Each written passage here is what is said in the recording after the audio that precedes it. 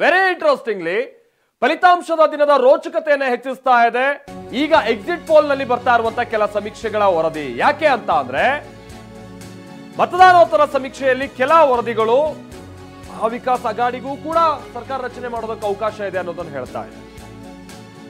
ಹಾಗೆ Mahayuti Max to Max 159 ಸ್ಥಾನ ತನಕ ಹೋಗ್ಬೋದು, ಕಡಿಮೆ ಅಂತಾರೆ 120ಕ್ಕೆ ಅವರ ಸಾಧನೆ ಸೀಮಿತ ಆಗ್ಬಹುದು ಅಂತ ಹೇಳ್ತಾ ಇದೆ ಒಂದು ಸಮೀಕ್ಷೆ. ಅದೇ ಸಮೀಕ್ಷೆ ಕಾಂಗ್ರೆಸ್ ನೇತೃತ್ವದ ಮಹಾವಿಕಾಸ್ ಅಘಾಡಿಗೂ ಕೂಡ ಸರ್ಕಾರ ರಚಿಸೋಕೆ ಅವಕಾಶ ಇದೆ ಅಂತ ಹೇಳ್ತಾ ಇದೆ. ಮಹಾರಾಷ್ಟ್ರದಲ್ಲಿ ಎನ್ಡಿಎಗೆ ಅಧಿಕಾರ ಅಂತ 9 ಸಮೀಕ್ಷೆಗಳು ಹೇಳ್ತಾ ಇದೆ.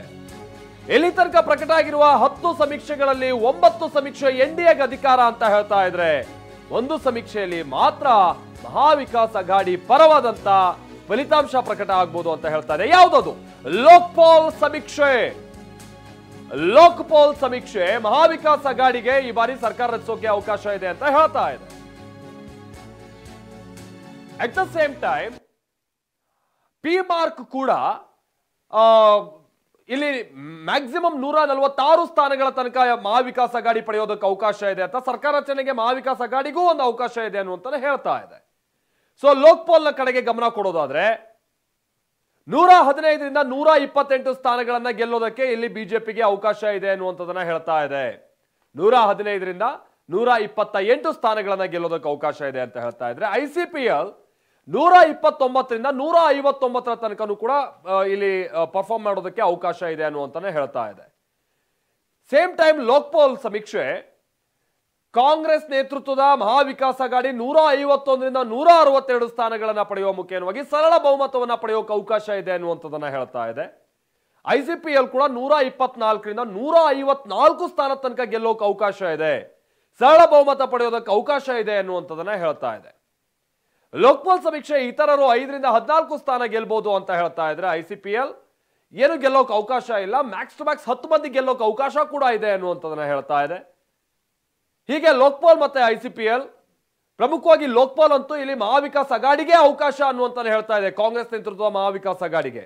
ಬಟ್ ಐಸಿಪಿಎಲ್ ಇಬ್ಬರಿಗೂ ಕೂಡ ಅವಕಾಶ ಇದೆ ಅನ್ನುವಂತಾನೆ ಹೇಳ್ತಾ ಇದೆ. ನೆಕ್ ಟು ನೆಕ್ ಫೈಟ್ ಇದೆ ಎರಡೂ ಬಣಗಳ ನಡುವೆ ಅನ್ನುವಂಥದ್ದನ್ನ ಹೇಳ್ತಾ ಇದೆ.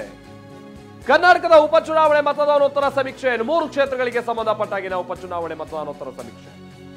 3 ಕ್ಷೇತ್ರಗಳಲ್ಲಿ 2ರಲ್ಲಿ ಎನ್ಡಿಎ ಗೆಲುವು ಅಂತ ಪಿ ಮಾರ್ಕ್ ಹೇಳ್ತಾ ಇದೆ, 3ರಲ್ಲಿ 2. ಒಂದು ಕ್ಷೇತ್ರದಲ್ಲಿ ಕಾಂಗ್ರೆಸ್ ಗೆಲುವು ಅಂತ ಪಿ ಮಾರ್ಕ್ ಹೇಳ್ತಾ ಇದೆ. ಪಿ ಮಾರ್ಕ್ ಪ್ರಕಾರವಾಗಿ ಇಲ್ಲಿ ಬಿಜೆಪಿ ಜೆಡಿಎಸ್ಗೆ ಅಂದ್ರೆ ಎನ್ಡಿಎ ಅಭ್ಯರ್ಥಿಗಳು 2 ಕ್ಷೇತ್ರಗಳಲ್ಲಿ ಗೆಲ್ತಾರೆ ಅಂತ.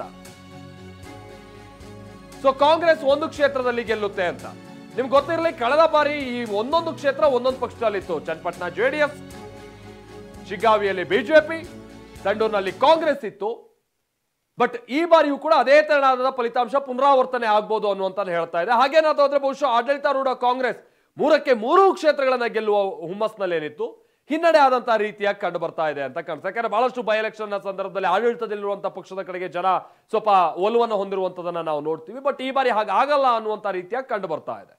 ಮತ್ತಷ್ಟು ಅಪ್ಡೇಟ್ಸ್ ನಮಗೆ ಲಭ್ಯ ಆಗ್ತಾ ಇದೆ. ಕ್ವಿಕ್ ಆಗಿ ನಿಮ್ಮ ಮುಂದೆ ಇಡ್ತಾ ಹೋಗ್ತೀವಿ ಚಿಕ್ಕ ಬ್ರೇಕ್ನ ಬಳಿಕ.